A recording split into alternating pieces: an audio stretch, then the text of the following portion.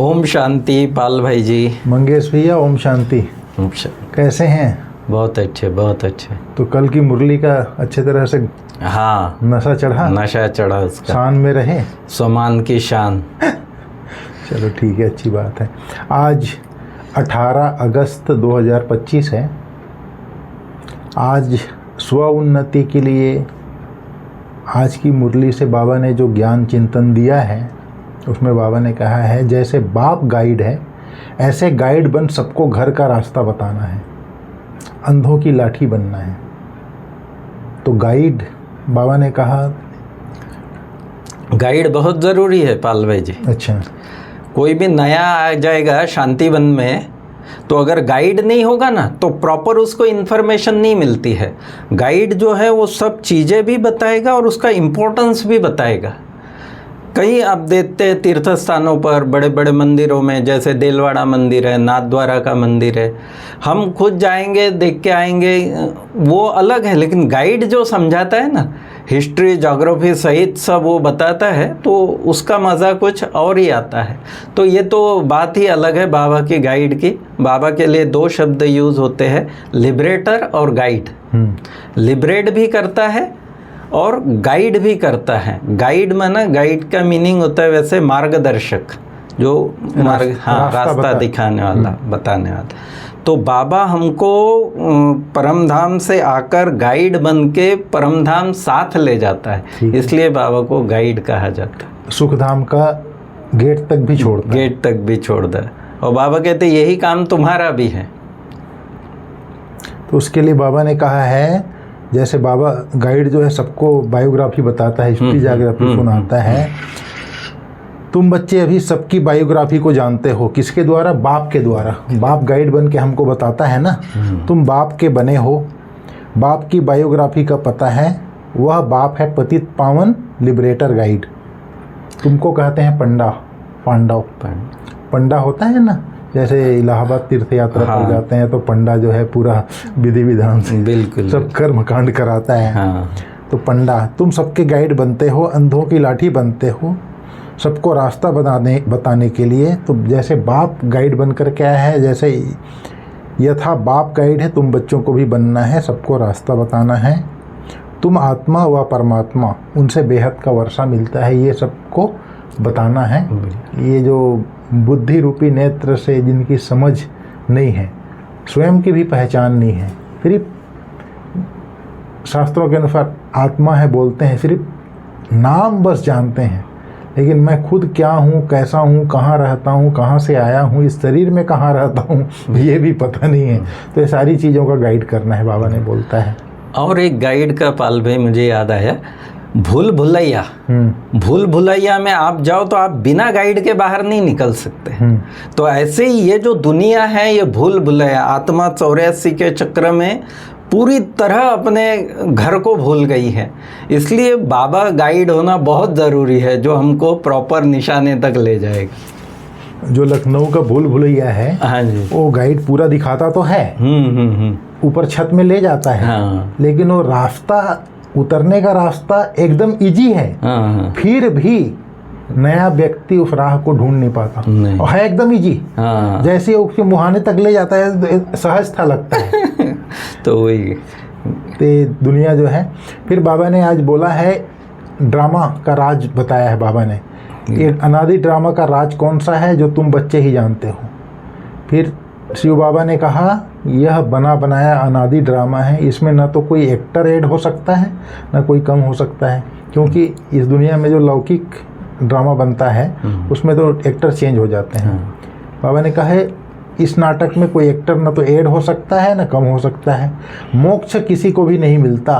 कोई कहे कि हम इस आवागमन के चक्र में आए ही नहीं, बाबा कहते हैं कुछ समय के लिए हो सकता है, अर्थात जिनका पूरा जन्म नहीं है वो लोग कुछ समय परमधाम में रह सकते हैं, लेकिन पार्ट से कोई बिल्कुल छूट नहीं सकता।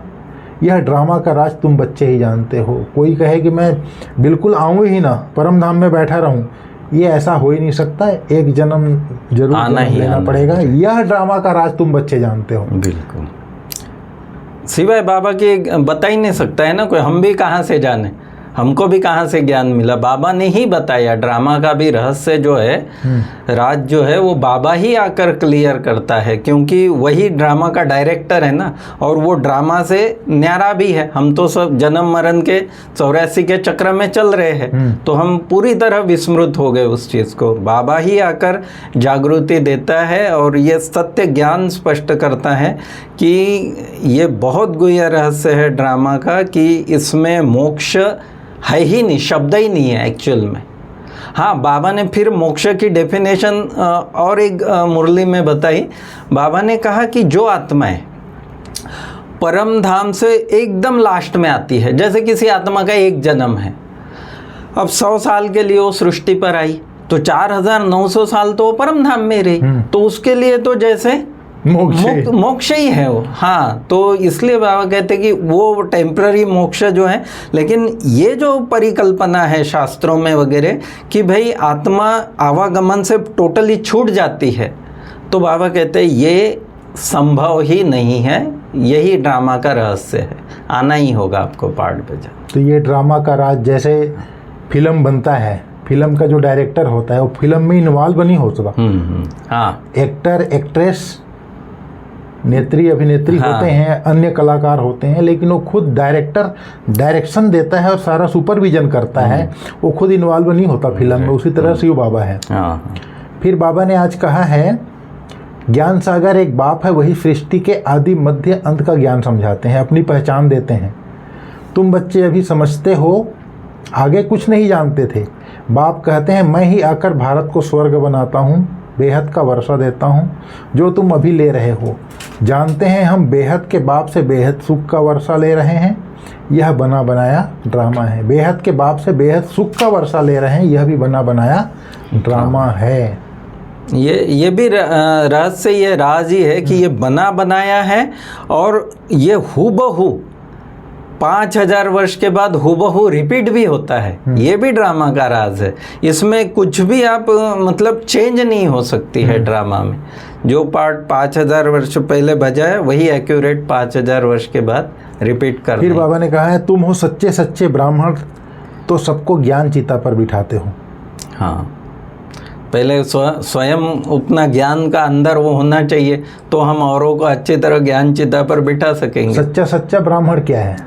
सच्चा ब्राह्मण वही जिसने सबसे पहले तो जिसने शिव बाबा को पहचाना, जो जिसने ब्रह्मा बाबा के, ब्रह्मा के मुख से जो ब्रह्मा कुमार कुमारी बना, और फिर जो ईश्वरीय श्रीमत के अनुसार, जो बाबा की श्रीमत के अनुसार जो पूरी तरह नियम धारणाओं पर चलते हैं, और ख़ास करके ब्रह्मचर्य का, पवित्रता का पालन करते हैं, वो सच्चा ब्राह्मण कहा जाएगा। वही सच्चा वैष्णव है। तुम हो सच्चे सच्चे ब्राह्मण, बहुत बड़ी बात है। सबसे पहला तो आत्मज्ञानी है। हाँ, ये भी बात। जब आत्मज्ञान हो गया, फिर वो ब्रह्मचर्य व्रत का भी पालन करेगा, ब्रह्मा भोजन भी खाएगा। राइट। ब्रह्मचर्य व्रत का तो पालन करेगा, ब्रह्मा भोजन भी खाएगा, ब्रह्म मुहूर्त में उठेगा भी, ब्रह्म ज्ञानी भी होगा, है, और सबको ब्रह्म ज्ञानी, ब्रह्मांड को जानने वाला होगा, सबको ब्रह्मांड का ज्ञान देने वाला होगा। तो ये सच्चा सच्चा ब्राह्मण है, जो सबको ये सारी ज्ञान चिता पर बिठाते हैं, अर्थात सारा ज्ञान देते हैं। फिर बाबा ने कहा है, मीठे बच्चे अभी तुमको पतित से पावन बनना है, और उसकी सहज युक्ति बाबा ने बताई। अपने को आत्मा समझ, बाप को याद करो। आत्मा में ही खाद पड़ना से आत्मा मुलम्मे की बन गई है, अर्थात काली पड़ गई है। जो पारस बुद्धि थे वही अब पत्थर बुद्धि बने हैं। तुम बच्चे अभी बाप के पास पत्थरनाथ से पारस बुद्धि बनने आए हो। बेहद का बाप तुमको विश्व का मालिक बनाते हैं, सो भी गोल्डन एजेड विश्व का। यह है आयरन एजेड विश्व। बाप बैठ तुमको पारसपुरी का मालिक बनाते हैं। तो पत्थरनाथ, पारसनाथ, ये पत्थरनाथ रावण बनाता है। रावण माना काम, 5 विकार जो है, काम, क्रोध, लोभ, मोह, अहंकार, फिर ईर्ष्या, द्वेष, घृणा, आलस्य, अलबेलापन, सब आ गए उनके बाल बच्चे, पूरी वंशावली। पत्थर बुद्धि में क्या क्या आता है? पत्थर बुद्धि, सबसे मुख्य बात, पत्थर बुद्धि कैसे बनती है? वो देह अभिमान से। पारस बुद्धि बनती है आत्म अभिमान से। परमात्मा अभिमानी बनते हैं, आत्मा अभिमानी बनते हैं, तो पारस बुद्धि बनते हैं। और पत्थर बुद्धि फिर वो हो गया। दूसरी बात, जो औरों का चिंतन, पर चिंतन करते रहते, परदोष देखते हैं, पत्थर बुद्धि माना बेसमझ, कोई समझ नहीं है। जैसे किसी को कुछ बोला, काम बताया आपने, वो काम कर ही नहीं पाया, उसको समझ में नहीं आया, बिल्कुल क्या बोलते हैं, पत्थर बुद्धि है, जड़ बुद्धि है, राइट, इसको कुछ समझ ही नहीं आ रहा है। पत्थर बुद्धि माना बेसमझ, जिसको कोई समझ ही नहीं है, पत्थर बुद्धि बन गए थे। अभी पारस अर्थात स्वच्छ बुद्धि बन गए हैं, तीक्ष्ण बुद्धि बन गई, तुच्छ बुद्धि से स्वच्छ बुद्धि बन गए। और बुद्धि पारस बुद्धि बनती है ज्ञान रत्नों से, और पत्थर बुद्धि तो फिर वो दुनिया के चिंतन में जाएंगे तो अब पत्थर बुद्धि बन ही जाएंगे। वही बाबा बोलता है, पत्थर बुद्धि पारस बुद्धि, तुच्छ बुद्धि स्वच्छ बुद्धि। हाँ। वही चीज बाबा कहता है। हंस और बगुला भी बाबा कहता है, हंस बुद्धि और फिर बगुला बुद्धि भी बोलता है। फिर बाबा ने कहा, सब कुछ करते हुए मुझे याद करते रहो, भक्ति मार्ग में भी तुम मुझ मासूक को याद करते आए हो, हमको आज सांवरे से गोरा बनाओ, कहते भी आए। फिर बाबा ने कहा, उनको मुसाफिर कहा जाता है और तुम सब भी मुसाफिर हो। शिव बाबा भी मुसाफिर हैं, तुम सब भी मुसाफिर हो। मुसाफिर क्या करता है? मुसाफिर ही करता है। वो गीत ही है, आदमी मुसाफिर है, आता है जाता है। तो ये तो खैर एक जन्म बाय जन्म आत्मा अपना ड्रेस चेंज करती है, शरीर बदली करते है, उसको दुनिया कहती है कि आदमी लेकिन बाबा कहते वास्तव में मुसाफिर माना आप दूसरी जगह जा रहे हैं, आप अपना घर छोड़ के दूसरी जगह जा रहे हैं, उसको कहेंगे मुसाफिर। मुसाफिर पे गया है। मुसाफिर शिव बाबा है, जो आता है चला जाता है। हाँ। और हम आत्माएं भी अपना घर छोड़ के अब यहाँ आ गई, अटक गई, लेकिन पार्ट में बंधे हुए हैं। हाँ। फिर बाबा ने कहा, तुम सबको ज्ञान चिता पर बिठाते हो, सब हिसाब किताब चुकतू कर जाने वाले हैं, फिर नए सिर तुम आएंगे, जितना याद में रहेंगे उतना पवित्र बनेंगे और उच्च पद पाएंगे। जितना याद में रहेंगे उतना पवित्र बनेंगे और उच्च पद पाएंगे।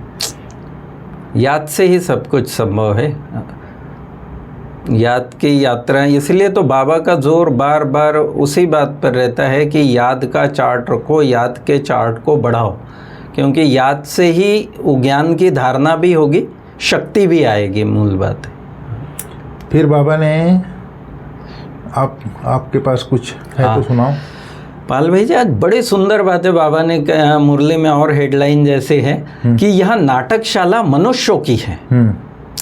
यह नाटकशाला जो सृष्टि रूपी मंच है, तो इस पे जो नाटक चल रहा है ये मनुष्य आत्माओं का नाटक है।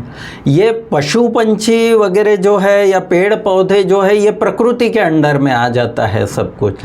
ये इसकी शोभा है इस स्टेज की, लेकिन पार्ट सारा जो है आत्मा के आधार पर, और आत्मा सतो प्रधान बनती है तो प्रकृति और ये तत्व भी सतो प्रधान बनते हैं। आत्मा तमो प्रधान बनती है तो ये सब कुछ भी तमो प्रधान बनता है। तो ये बड़ा अच्छा लगा मुझे कि ये पाठ नाटकशाला जो है ये मनुष्यों की है। हर आत्मा निर्वाण धाम से यहाँ आती है पार्ट बजाने। 5000 वर्ष का पार्ट बजाती है, जो आदि में आएगी सबसे पहले सतयुग में, वो 5000 वर्ष का पूरा पार्ट बजाएगी और फिर बाबा आएगा घर ले जाने के लिए। फिर ऐसे ही बाबा ने मुरली में कहा कि यह रुद्र ज्ञान यज्ञ है। शास्त्रों में वगैरह यज्ञ का बहुत इम्पोर्टेंस है।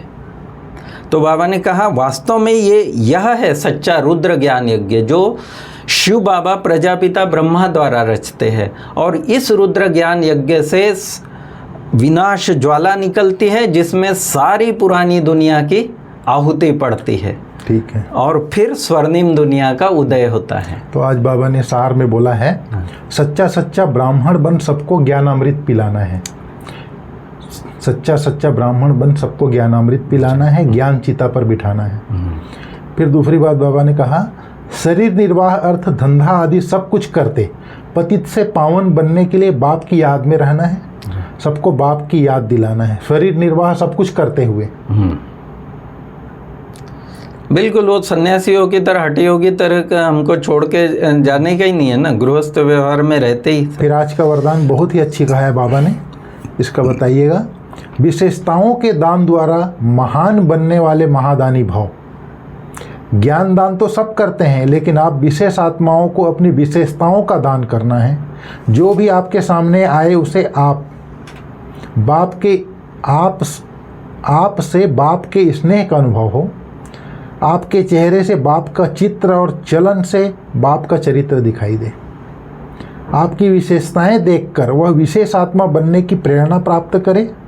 ऐसे महादानी बनो तो आदि से अंत तक पूज्यपन में भी और पुजारीपन में भी महान रहेंगे। आपसे बाप के स्नेह का अनुभव हो, चेहरे से बाप का चित्र और चलन से बाप के चरित्र दिखाई दे, आपकी विशेषताएं देखकर वह विशेष बनने की प्रेरणा प्राप्त करे, ऐसे महादानी बनो। बहुत ऊंची स्टेज। हाँ, ये महादानी की डेफिनेशन है। हाँ। कि हमको देख के औरों को प्रेरणा आए कि भाई ऐसा करना चाहिए, ऐसा पुरुषार्थ करना चाहिए, ऐसा ज्ञान का चिंतन करना चाहिए। तो उसको माना हमारी अच्छाइयों को देख के उसको भी अच्छा बनने की या ऊंचा पुरुषार्थ करने की प्रेरणा मिले, ये बाबा कहता है ये महादान है सच्चा। और एक मुरली के पॉइंट थोड़े सुनाना चाहूँगा मैं पाल भाई जी, कि बाबा ने आज मुरली में माताओं की बहुत महिमा की है। बाबा ने कहा कि शिव भगवान वाच, हम इन माताओं द्वारा स्वर्ग का द्वार खोल रहे हैं। सबका उद्धार माता ही करने, नारी ही स्वर्ग का द्वार है और नारी ही सबका उद्धार करने। तो आज बाबा की मुरली में ये भी मुझे बहुत अच्छा लगा कि बाबा ने माताओं की बहुत महिमा की है। और कलश भी बाबा कहते हैं, ज्ञान कलश जो है वो बाबा ने माताओं के सर पर ही रखा। फिर आज का स्लोगन है, सदा आत्म अभिमानी रहने वाला ही सबसे बड़ा ज्ञानी है। भी सदा आत्म अभिमानी रहने वाला ही सबसे बड़ा ज्ञानी है। ज्ञानी मतलब समझदार। जो समझदार व्यक्ति है, वाकई में जिसको ज्ञान है, वो व्यक्ति आत्म अभिमानी होकर के रहेगा। आत्म अभिमानी माना मैं भी आत्मा, सामने वाला भी आत्मा। बिल्कुल, बिल्कुल। और देही अभिमानी माना मैं आत्मा इस शरीर के द्वारा कर्म कर रही हूँ। सिंगल स्टेज है ये देही। आत्म अभिमानी माना मैं भी आत्मा, आप भी आत्मा।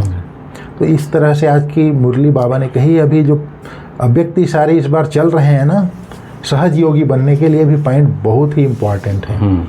सहज योगी बनना है तो परमात्मा प्यार के अनुभवी बनो। जो सदा बाप की याद में लवलीन रह मैंपन की त्याग वृत्ति में रहते हैं, उन्हों से ही बाप दिखाई देता है। आप बच्चे नॉलेज के आधार से बाप की याद में समा जाते हो तो यह समाना ही लवलीन स्थिति है। जब लव में लीन हो जाते हो अर्थात लगन में मगन हो जाते हो, तब बाप के समान बन जाते हो। सहज योगी बनने की बहुत अच्छी युक्ति इस महीने बाबा ने बताया है। ठीक है मंगेश भैया। ओम शांति, ओम शांति।